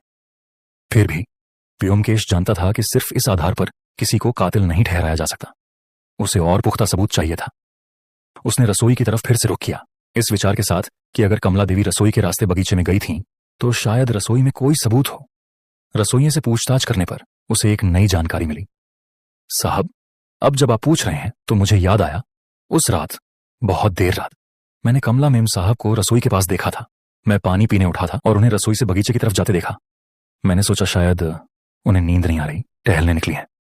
मैंने कुछ नहीं पूछा, अपने कमरे में वापस चला गया। समय याद है? करीब 12:30 बजे रहे होंगे साहब।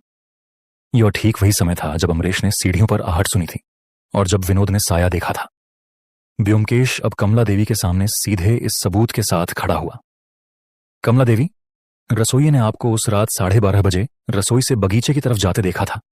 विनोद ने आपको दीवार की नक्काशी से ऊपर चढ़ते देखा, हाथ में चमकती चूड़ियों के साथ। अब बताइए, सच क्या है? कमला देवी की आंखों में पहली बार डर साफ दिखा। उनका शांत, संयत चेहरा टूटने लगा। मित्र साहब, मैं सच बताइए कमला देवी, यह आपके और आपकी बेटी के भविष्य के लिए बेहतर होगा। कमला देवी की आंखों से आंसू बहने लगे। ठीक है, मैं सच बताती हूं। हाँ, मैं उस रात बगीचे में गई थी, फिर दीवार से चढ़कर मृत्युंजय के कमरे की खिड़की तक पहुंची, लेकिन मैंने हत्या नहीं की मित्र साहब, मैं कसम खाती हूं। तो तुम वहां क्यों गई थी? मुझे शक था कि मृत्युंजय किसी और औरत से मिल रहे हैं, रात को गुप्त रूप से। मैंने कुछ दिन पहले उन्हें किसी अनजान जवान आदमी से बात करते देखा था। मुझे नहीं पता था वह नरेश है। मैंने सोचा शायद कोई साजिश चल रही है, कोई और औरत, कोई और परिवार। मैं शक और जलन में उस रात खिड़की के पास गई, ये देखने के अंदर क्या हो रहा है। तुमने क्या देखा? कमला देवी ने कांपती आवाज में कहा। मैंने खिड़की से झांका। मृत्युंजय बिस्तर पर लेटे थे, गहरी नींद में, या शायद पहले से ही। उनकी आवाज टूट गई। मुझे नहीं पता था वे मरे हुए थे या सिर्फ सो रहे थे। मैंने खिड़की को हल्के से धकेला, ये देखने के लिए वे ठीक हैं या नहीं। खिड़की खुल गई, शायद कुंडी ठीक से बंद नहीं थी उस वक्त। मैंने अंदर झांका, मृत्युंजय की छाती में कोई हरकत नहीं दिख रही थी। मैं डर गई, बहुत डर गई। मुझे लगा वे मर चुके हैं और मुझे डर था कि अगर मैं वहां पाई गई तो सब मुझ पर शक करेंगे। मैंने खिड़की वापस बंद की और जल्दी से नीचे उतरकर अपने कमरे में भाग गई। तुमने पुलिस को या घर में किसी को क्यों नहीं बताया? मुझे डर था मित्र साहब, मुझे पता था कि सब मुझ पर शक करेंगे। दूसरी पत्नी, जिसे कोई हिस्सा नहीं मिलता पुरानी वसीयत में। मुझे लगा अगर मैंने बताया कि मैं वहां थी तो कोई मेरी बात पर यकीन नहीं करेगा। व्योमकेश ने ध्यान से सुना, फिर एक तीखा सवाल पूछा। कमला देवी, अगर तुमने खिड़की से देखा कि मृत्युंजय बाबू पहले से मरे हुए लग रहे थे, तो इसका मतलब है कि हत्या 12:30 बजे से पहले ही हो चुकी थी। लेकिन डॉक्टर का कहना है मृत्यु का समय 1 से 2 बजे के बीच है। यह विरोधाभास कैसे? कमला देवी असमंजस में पड़ गईं। मुझे नहीं पता मित्र साहब, मैंने बस इतना देखा जितना बताया। व्योमकेश के मन में एक नया शक उभरा। क्या डॉक्टर के अनुमानित समय में कोई गलती थी, या क्या कमला देवी पूरा सच नहीं बता रही थी? व्योमकेश ने डॉक्टर सेन से दोबारा मुलाकात की, इस बार समय के सवाल पर गहराई से चर्चा करने के लिए। डॉक्टर साहब, आपने मृत्यु का समय 1 से 2 बजे के बीच बताया था। इस अनुमान का आधार क्या था? शरीर का तापमान, कठोरता, रिगर मॉर्टिस और खून के जमने की स्थिति, ये सब सामान्य तरीके हैं मित्र बाबू। मैंने पूरी सावधानी से जांच की थी। क्या नींद की भारी दवा शरीर के तापमान या कठोरता पर कोई असर डाल सकती है जिससे अनुमान में गलती हो सकती है? डॉक्टर सेन ने सोचा। यह एक दिलचस्प सवाल है। हाँ, अगर मृत्युंजय बाबू भारी नींद की दवा के असर में थे तो उनके शरीर की कुछ प्रक्रियाएं धीमी हो सकती थीं, जिससे मृत्यु के बाद के बदलाव भी थोड़े अलग ढंग से हुए हों। यह संभव है कि असली मृत्यु का समय मेरे अनुमान से पहले का हो, शायद 12:30 बजे के आसपास भी। यह एक बड़ा खुलासा था। तो अगर मृत्यु 12:30 बजे के आसपास हुई, व्योमकेश ने सोचा, तो कमला देवी ने सच में मृत्युंजय बाबू को मरा हुआ या मरणासन्न अवस्था में देखा था खिड़की से। इसका मतलब है कि असली हत्या 12:30 से पहले कहीं 11:15 और 12:30 के बीच हुई होगी। लेकिन यह अब भी नहीं बताता कि हत्या किसने की। सुधा ने 11:15 बजे तक मृत्युंजय बाबू को जिंदा देखा था, डायरी लिखते और लेटते हुए। अगर मृत्यु 12:30 बजे तक हो चुकी थी तो हत्यारा इसी बीच के 15-20 मिनट में कमरे में आया और गया। दरवाजे से कौन आया इस बीच? व्योमकेश ने खुद से पूछा। दिगेंद्र ने कहा वह 11:15 बजे दरवाजे तक आया, आवाजें सुनी, वापस चला गया, लेकिन शायद उसने पूरा सच नहीं बताया। अमरीश ने 12:30 बजे आहट सुनी, शायद वह हत्यारे के कमरे से निकलने की आहट थी हत्या के बाद। व्योमकेश ने अमरीश से एक बार फिर बहुत बारीकी से पूछताछ करने का फैसला किया। अमरीश, तुमने कहा था तुमने 12:30 बजे सीढ़ियों पर आहट सुनी। क्या तुम पूरी तरह यकीन से कह सकते हो कि तुम अपने कमरे में ही थे उस वक्त, या तुम भी बाहर निकले थे? अमरीश का चेहरा घबराया हुआ हो गया। मैं अपने कमरे में ही था, पढ़ रहा था। क्या सुधा उस वक्त तुम्हारे साथ थी? अमरीश चौंका। आपको कैसे पता कि सुधा मुझसे मिलने आई थी? उसने खुद बताया, आंशिक रूप से। लेकिन अब मुझे तुमसे पूरी सच्चाई चाहिए अमरीश। क्या सुधा उस रात तुम्हारे कमरे में आई थी? अमरीश ने सिर झुका लिया। हाँ, वो आई थी, लेकिन बहुत देर के लिए नहीं। वह कुछ परेशान लग रही थी, कह रही थी उसने कुछ अजीब देखा है ऊपर अटारी से। हमने कुछ देर बात की, फिर वह अपने कमरे लौट गई, करीब 11:15 बजे। इसके बाद क्या हुआ? इसके बाद मैं पढ़ता रहा, अकेला। फिर 12:30 बजे मुझे सीढ़ियों पर आहट सुनाई दी। मैं डर गया था। हत्या की बात सुनकर सुबह पता चला तो मुझे एहसास हुआ कि शायद वह हत्यारे के आने जाने की आहट थी, लेकिन मैंने दरवाजा नहीं खोला देखने के लिए। मैं बहुत डरा हुआ था। व्योमकेश ने ध्यान से पूछा, क्या आहट ऊपर की तरफ जा रही थी या नीचे की तरफ? अमरीश ने याद करने की कोशिश की। मुझे लगता है ऊपर की तरफ, पिताजी के कमरे की दिशा में, और फिर कुछ मिनट बाद वापस नीचे की तरफ। तो कोई 12:30 बजे ऊपर गया और कुछ मिनट में वापस नीचे आया। यह बहुत कम समय है हत्या करने और कमरे को अंदर से बंद दिखाने के लिए धागे की तरकीब इस्तेमाल करने के लिए।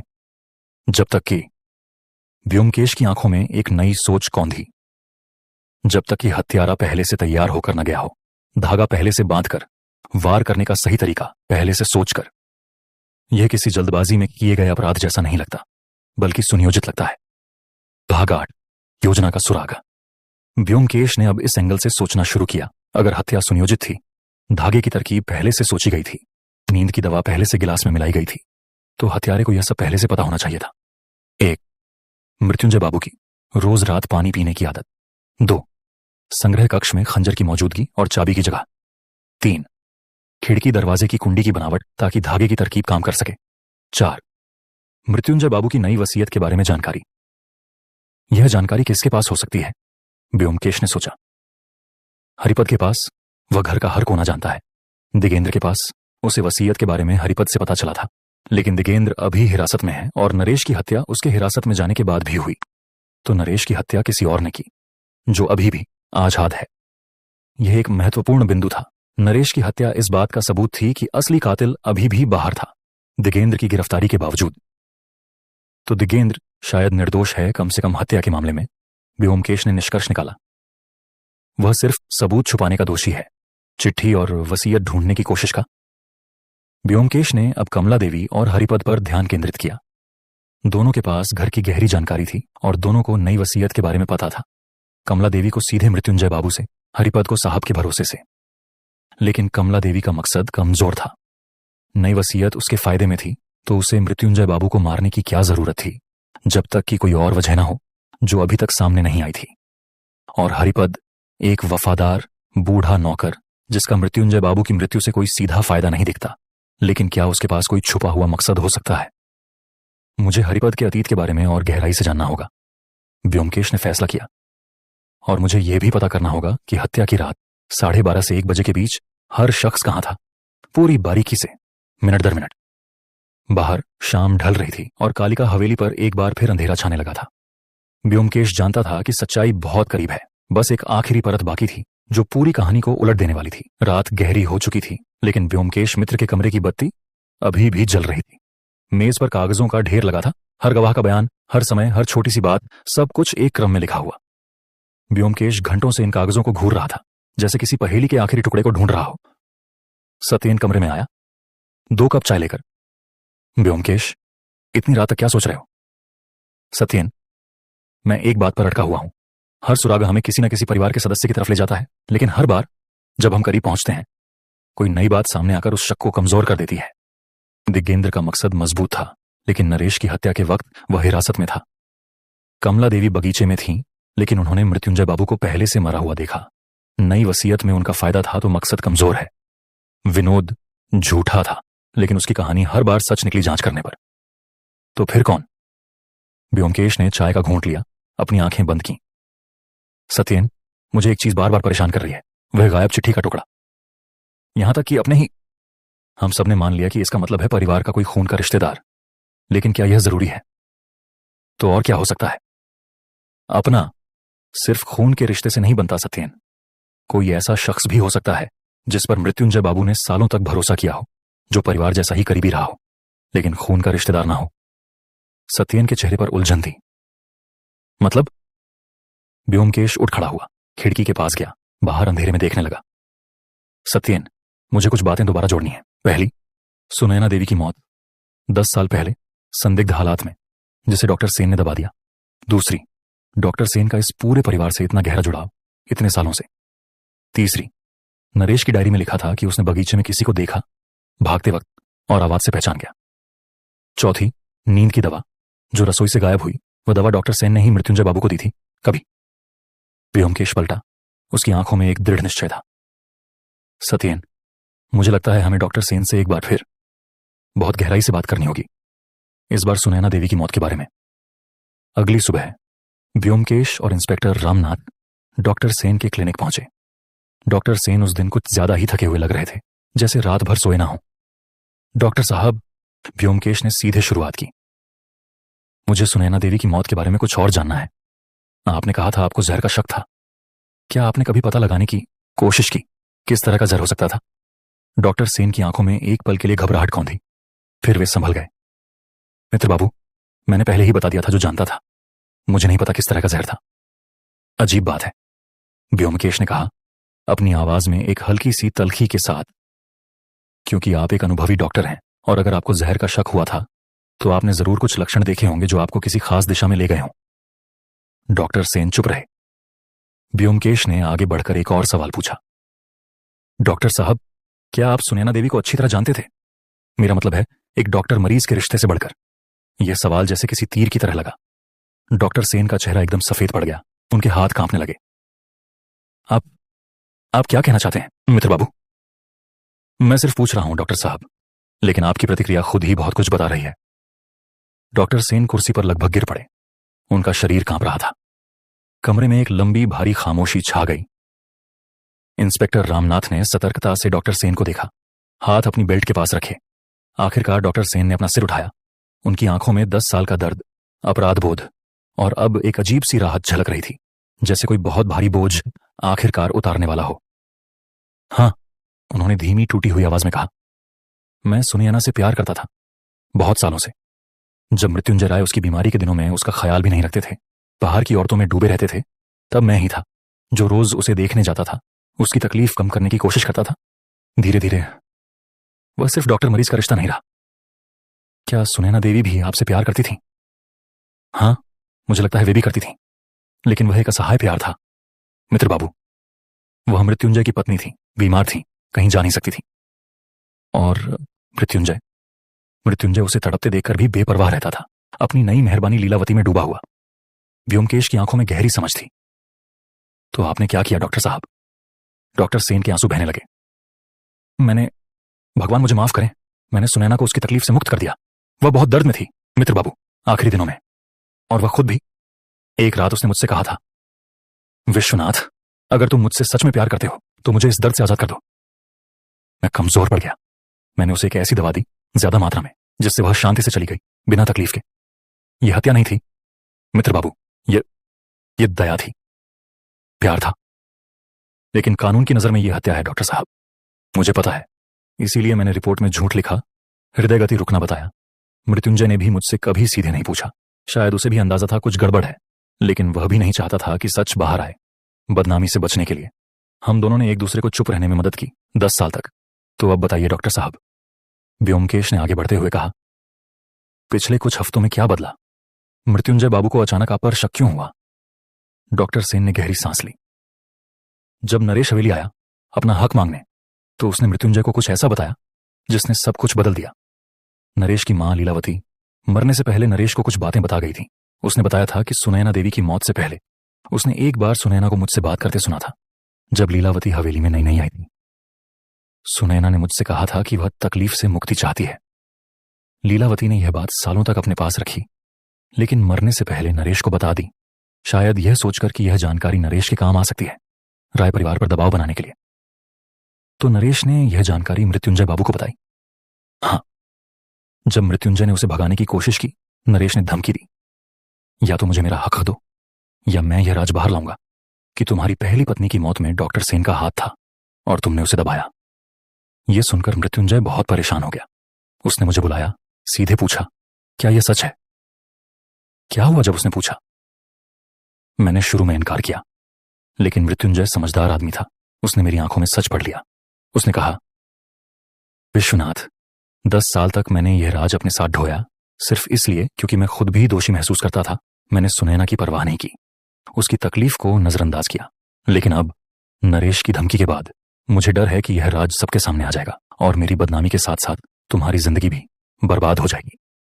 मैं एक चिट्ठी लिख रहा हूं, सच बताते हुए अपने वकील को देने के लिए, ताकि अगर कुछ हो तो सच सामने आए, ठीक तरीके से, चोरी छुपे नहीं। व्योमकेश की आंखों में सब कुछ साफ होने लगा। तो वह गायब चिट्ठी, वह सुनैना देवी की मौत के सच के बारे में थी, आपके खिलाफ एक तरह का सबूत। हाँ, मृत्युंजय ने मुझसे कहा वह चिट्ठी वह अपने वकील को देगा, लेकिन साथ ही उसने यह भी कहा कि वह मुझे कानूनी कार्रवाई से बचाने की कोशिश करेगा, क्योंकि वह खुद भी दोषी महसूस करता था। लेकिन मुझे उस पर भरोसा नहीं हुआ। मुझे डर था कि एक बार सच बाहर आया तो मेरा पूरा जीवन, मेरी प्रैक्टिस, मेरी इज्जत, सब कुछ खत्म हो जाएगा, जेल भी हो सकती थी। तो आपने क्या फैसला किया? डॉक्टर सेन का सिर झुक गया, उनकी आवाज मुश्किल से सुनाई दे रही थी। मैंने फैसला किया, मुझे मृत्युंजय को चुप कराना होगा, हमेशा के लिए, इससे पहले कि वह चिट्ठी वकील तक पहुंचे। भाग 7, रात की योजना। बताइए डॉक्टर साहब, आपने हत्या की रात क्या किया? पूरी बात, शुरू से। डॉक्टर सेन ने आंसू पोंछे, फिर सच बोलना शुरू किया। उस शाम मृत्युंजय ने मुझे संदेश भेजा हरिपद के जरिए कि वह उस रात ठीक से सो नहीं पा रहा, नरेश वाली घटना के बाद बहुत तनाव में है, और मुझसे रात को देर से आकर उसे कुछ दवा देने को कहा ताकि वह सो सके। यह हमारे बीच सामान्य बात थी। मैं अक्सर रात को हवेली जाता था, पिछले दरवाजे से, तभी घर के बाकी लोग परेशान ना हो। हरिपद जानता था, लेकिन वह भी आदी था इस बात का। कुछ अजीब नहीं लगता था उसे। आप कब पहुंचे? रात करीब 11:45 बजे के बीच। मैं बगीचे के रास्ते से पिछले दरवाजे से अंदर आया। जब मैं बगीचे से गुजर रहा था, मैंने किसी को खिड़की से नीचे उतरते देखा, भागते हुए। वह नरेश था। हालांकि उस वक्त मुझे ठीक से पता नहीं चला कौन है। शायद नरेश ने भी मुझे देखा अंधेरे में और मेरी आवाज या कद काठी से पहचान लिया, क्योंकि मैं सालों से इस घर आता जाता था। आगे बताइए। मैं मृत्युंजय के कमरे तक पहुंचा, दरवाजा खटखटाया। वह जाग रहा था, अभी अभी हुई बहस से परेशान। उसने मुझे अंदर आने दिया। मैंने देखा वह बहुत बेचैन था। कह रहा था, विश्वनाथ, आज नरेश ने मुझ पर हाथ उठाने की कोशिश की। मुझे डर लगने लगा है, मुझे नींद नहीं आ रही। मैंने उसे शांत करने की कोशिश की और साथ ही अपने साथ लाई हुई नींद की दवा उसे दी, पानी के गिलास में मिलाकर, ज्यादा मात्रा में, अपनी योजना के मुताबिक। व्योमकेश ने ध्यान से सुना। तो यह वह पानी था जो हमने बिस्तर के पास पाया? हाँ, मैंने उसे दवा दी, कहा यह उसे शांत नींद देगी। वह पीने लगा। जैसे जैसे दवा असर करने लगी, मैंने उससे बात जारी रखी, यह जानने के लिए कि उसने वह चिट्ठी कहाँ रखी है। उसने नींद में जाते जाते बता दिया कि चिट्ठी अभी उसके पास ही है, अलमारी में। कल सुबह वकील को भेजने वाला था। मैं जानता था कि मुझे वह चिट्ठी भी ढूंढनी होगी। आपने संग्रह कक्ष से खंजर कब निकाला था? उसी शाम, पहले। मैं शाम को भी एक बार हवेली आया था, यह कहकर कि मैं मृत्युंजय की तबीयत देखने आया हूं। उस वक्त मैंने संग्रह कक्ष की चाबी, जो अलमारी के बक्से में रहती थी, चुपके से निकाली। मुझे पता था कहां रहती है, सालों के अनुभव से। मैंने खंजर निकाला, अपने डॉक्टरी बैग में छुपाकर रखा, फिर चाबी वापस रख दी। तो जब आप रात को मृत्युंजय बाबू के कमरे में गए, खंजर आपके पास पहले से था? हाँ। व्योमकेश की आवाज भारी हो गई, लेकिन उसे पूरी बात सुननी थी। आगे बताइए डॉक्टर साहब। डॉक्टर सेन का शरीर कहां पर रहा था, लेकिन उन्होंने बोलना जारी रखा। जब मृत्युंजय पूरी तरह नींद में डूब गया, बेहोशी की हालत के करीब, मैंने खंजर निकाला। मेरे हाथ कांप रहे थे मित्र बाबू, विश्वास कीजिए। मैं 10 साल तक इस राज के साथ जिया, लेकिन उस पल मुझे लगा अगर मैंने यह नहीं किया तो सब कुछ खत्म हो जाएगा। वह भी सिर्फ मेरे उस एक फैसले की वजह से जो मैंने प्यार में किया था। मैंने उसकी छाती में वार किया। कमरे में एक भयानक खामोशी छा गई। इंस्पेक्टर रामनाथ ने आगे बढ़कर धीरे से डॉक्टर सेन के कंधे पर हाथ रखा, गिरफ्तारी का इशारा। लेकिन व्योमकेश ने हाथ उठाकर रोका। अभी नहीं इंस्पेक्टर साहब, मुझे पूरी बात सुननी है। आगे बताइए डॉक्टर साहब, बंद कमरे की तरकीब कैसे की? डॉक्टर सेन ने गहरी सांस ली, आंसुओं के बीच। मैंने पहले से एक योजना बना रखी थी। मैंने कहीं पढ़ा था, पुराने जासूसी किस्सों में, धागे से कुंडी बंद करने की तरकीब। मैं अपने साथ मजबूत पतला धागा लाया था। मैंने दरवाजे की सांकल में धागा बांधा, दरवाजे से बाहर निकलते वक्त उसे खींचकर बंद किया, फिर धागे को दरवाजे के नीचे की एक बहुत छोटी दरार से बाहर खींच लिया। खिड़की के लिए भी वैसी ही तरकीब। हालांकि खिड़की मैंने बंद नहीं की, क्योंकि मृत्युंजय ने खुद पहले ही उसे नरेश के भागने के बाद बंद कर दिया था। मैंने सिर्फ दरवाजा बंद करने के लिए तरकीब इस्तेमाल की। आप कमरे से कैसे निकले? दरवाजे से ही, सामान्य तरीके से, फिर धागे से कुंडी बंद की। मैं पिछले रास्ते से बगीचे में आया, फिर मुख्य रास्ते से हवेली से बाहर निकल गया। जैसे मैं आया था वैसे ही चला गया। किसी ने ध्यान नहीं दिया, क्योंकि मेरा रात को आना जाना सामान्य बात थी। चिट्ठी का क्या हुआ? मैंने अलमारी में ढूंढा, जल्दी में चिट्ठी मिल गई, लेकिन पूरी नहीं, सिर्फ आधी, बाकी आधी शायद मृत्युंजय ने कहीं और रख दी थी, या अभी लिख ही रहा था। मैं जो हिस्सा मिला उसे जला दिया अपने घर जाकर। बाकी हिस्सा शायद अभी भी कहीं है, जो आपको मिला होगा। व्योमकेश ने सिर हिलाया। हाँ, हमें एक टुकड़ा मिला, कोट की जेब में। अब बताइए डॉक्टर साहब, नरेश की हत्या क्यों और कैसे की? डॉक्टर सेन का चेहरा और भी दुखी हो गया। नरेश की हत्या, यह मेरा सबसे बड़ा पाप है मित्र बाबू। हत्या की रात के अगले दिन नरेश मेरे क्लिनिक आया। वह डरा हुआ था। उसे यकीन नहीं था कि उसने बगीचे में जो साया देखा वह मैं ही था, लेकिन उसे शक था। उसने मुझसे सीधे पूछा, डॉक्टर साहब, क्या आप उस रात हवेली गए थे? मैंने झूठ बोला, कहा नहीं। लेकिन नरेश समझदार था। उसने कहा, मुझे आपकी आवाज पहचान में आई बगीचे में, जब मैं भाग रहा था। मैं पुलिस को बताने वाला हूं अगर आपने सच नहीं बताया। आपने क्या किया? मैंने उससे कहा, चलो घाट पर मिलते हैं शाम को, वहां शांति से बात करेंगे, मैं उसे सब सच बताऊंगा। वह मान गया, क्योंकि वह मुझ पर भरोसा करता था। मैं वर्षों से उसकी मां का भी डॉक्टर रहा था, बचपन से उसे जानता था। घाट पर जब हम अकेले थे, मैंने उसे धक्का दिया। उसका सिर एक पत्थर से टकराया। यह पूरी तरह सुनियोजित नहीं था मित्र बाबू। यह पल भर के डर और घबराहट में हुआ, लेकिन उसके बाद यह देखकर कि वह बेहोश हो गया है, गंभीर रूप से घायल, मैंने उसे पानी में धकेल दिया ताकि वह डूबने की मौत लगे। व्योमकेश की आंखों में गहरा दुख और गुस्सा था। डॉक्टर साहब, आपने एक निर्दोष जवान की जान ले ली, सिर्फ अपना राज बचाने के लिए। एक हत्या शायद जुनून में हुई हो, लेकिन दूसरी सोची समझी थी। डॉक्टर सेन का सिर झुक गया, उनकी आवाज लगभग फुसफुसाहट में बदल गई। मुझे पता है मित्र बाबू, मैं जानता हूं मैंने क्या किया। मैं सिर्फ इतना कहूंगा, मैं सुनैना से सच में प्यार करता था, लेकिन प्यार ने मुझे कहां पहुंचा दिया, मैं खुद नहीं पहचान पा रहा खुद को अब। इंस्पेक्टर रामनाथ ने आगे बढ़कर डॉक्टर सेन को गिरफ्तार कर लिया। विश्वनाथ सेन, आपको मृत्युंजय राय और नरेश की हत्या के आरोप में गिरफ्तार किया जाता है। डॉक्टर सेन ने कोई विरोध नहीं किया, चुपचाप सिर झुकाए पुलिस के साथ चले गए। एक टूटा हुआ आदमी, जिसने प्यार में शुरू हुई एक गलती को 10 सालों तक ढोया और आखिरकार 2 और जानों की कीमत पर उसे छुपाने की कोशिश की। भाग 9, सुलझा हुआ रहस्य। ब्योमकेश ने बाद में सारे सुरागों को जोड़कर पूरी तस्वीर स्पष्ट की। जब वह कालिका हवेली में परिवार के सामने बैठा था, दिगेंद्र, जो अब आजाद हो चुका था, सबूत छुपाने के हल्के आरोप में सिर्फ चेतावनी मिली। विनोद, अमरेश, सुधा, कमला देवी और हरिपद। यह मामला इतना उलझा हुआ इसलिए था, ब्योमकेश ने समझाया, क्योंकि इसमें कई परतें एक दूसरे में गूंथी हुई थीं। पहली परत, नरेश की कहानी, एक नाजायज बेटे का अपना हक मांगना, जिसने हमें लगा कि शायद वही कातिल है, या दिगेंद्र, जिसका मकसद मजबूत था। दूसरी परत, बंद कमरे की मैकेनिकल तरकीब, जिसने हमें उलझाए रखा।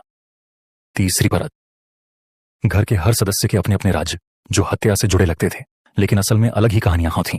दिगेंद्र का जुआ, विनोद का चोरी छुपे बगीचे में होना, कमला देवी का शक और खिड़की से झांकना। लेकिन असली कातिल, व्योमकेश ने आगे कहा, वह था जिसे किसी ने शक की निगाह से नहीं देखा, क्योंकि वह परिवार का हिस्सा नहीं था, फिर भी परिवार जैसा करीबी था। डॉक्टर सेन, जो 10 साल पहले सुनैना देवी की मौत में शामिल था, प्यार में की गई एक गलती, जिसे उसने राज में दबाया। जब नरेश ने वह पुराना राज उभार दिया और मृत्युंजय बाबू ने सच का सामना करने और उसे कानूनी रूप से दर्ज करने का फैसला किया, तब डॉक्टर सेन के लिए यह जानकारी असहनीय हो गई।